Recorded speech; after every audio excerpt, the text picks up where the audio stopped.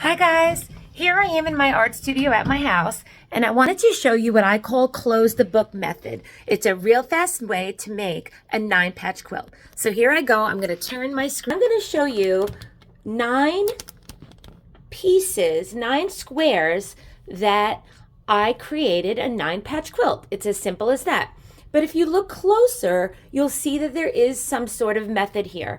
What I did was I put my 2 blue polka dots on the corners and 2 green polka dots on these diagonal corners, and then green, green, orange, orange stripes in the middle. So start thinking carefully about the design that you want to do.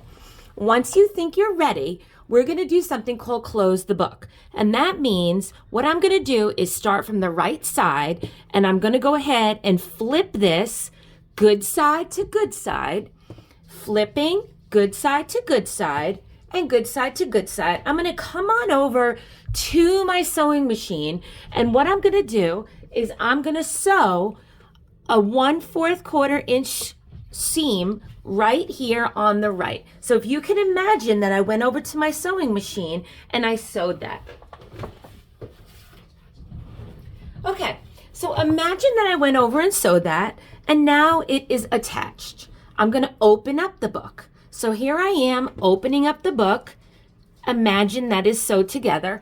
I'm going to do the same thing on the left side. I'm going to close the book, good side to good side, meaning the right side or the darker, more saturated side of the fabric to saturated side, and close the book on the left side.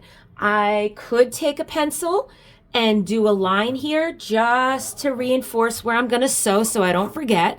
I'm going to walk over to my sewing machine and I'm going to sew and sew.